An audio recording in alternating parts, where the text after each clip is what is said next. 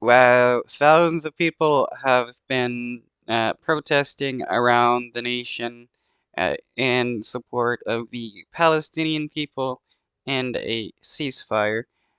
Ceasefire is possibly going to happen as the U.S. administration is saying that it's in the works. And the Israeli government has agreed to at least a 6-week ceasefire and hostage release deal, which is good. Still not enough, though. We need a permanent ceasefire. Uh, Here is a protest going down in Charlotte, North Carolina. Protesters took to the streets in uptown Charlotte today calling for a ceasefire in Palestine. This rally was just one of many that took place across the country today, including in Washington, D.C., Baltimore, and Albuquerque. It was all part of the Millions March for Palestine. WCNC Charlotte's Anna King was there. Free Palestine! Free Palestine! The streets in uptown Charlotte were filled with flags, signs, and chants, all calling for one thing. Free Palestine! Free Palestine! A ceasefire.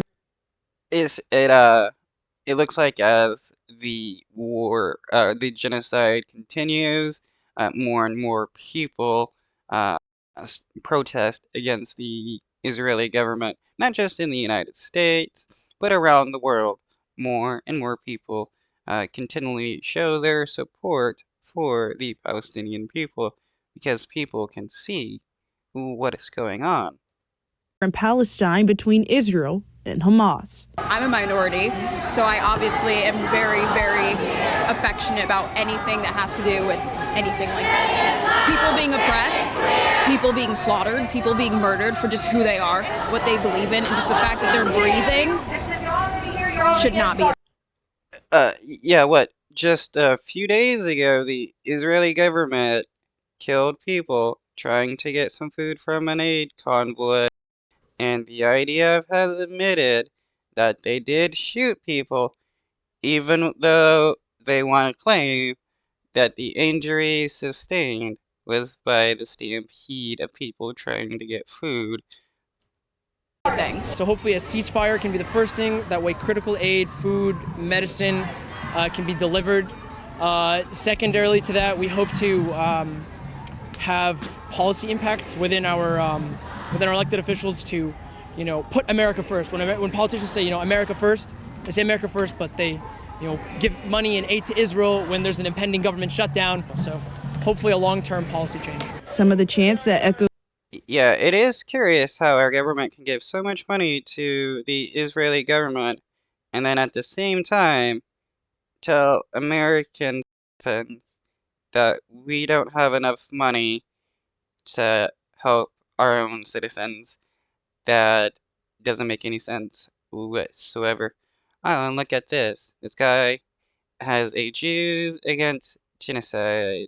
So he's a Jewish person who is against the Israeli government committing genocide. Does this make him anti-Semitic for being against the Israeli government? And what about all the other Jewish people that is against the Israeli government committing genocide? Are they also anti-Semitic for criticizing the Israeli government? What about the Israelis in Israel criticizing the Israeli government? Are they anti-Semitic for criticizing their own government? The streets were free Palestine, defund the genocide, and ralliers say right now they're hoping to get the ear of Charlotte City Council as they've had enough. I am Palestinian. My entire family's Palestinian. I grew up there. We've had constant people just always not knowing what's going on.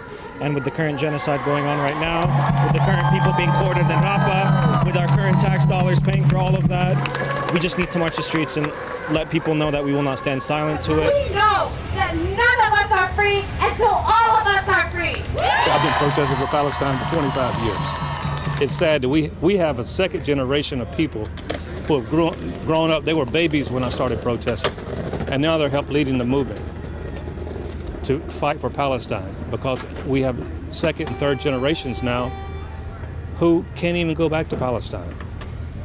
And people tell us to wait, be patient.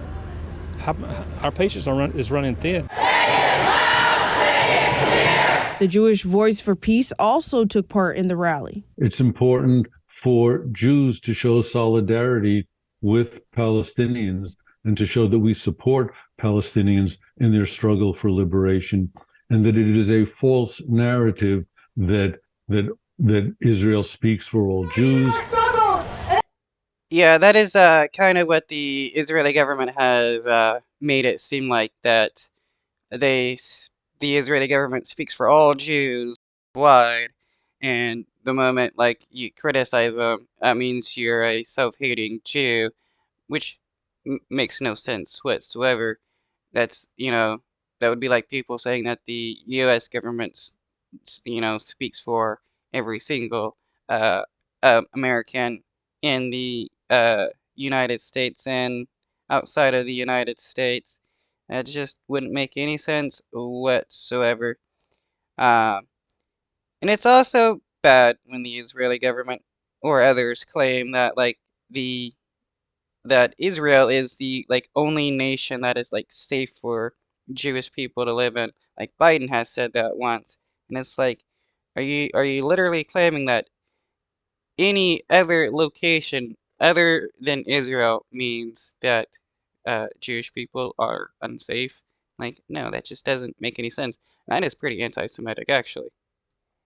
As Palestinians, whether you're Muslim, Christian, Jewish, or not religious, that we are all united together. And he says he hopes by voicing their support, many others follow suit. We feel that we have a triple responsibility as humans to see something as inhumane as what's happening in Gaza, as Jews, because what's being done is actually being done in our name and is a completely false narrative. And because we're Americans and it's our tax dollars that are funding the genocide.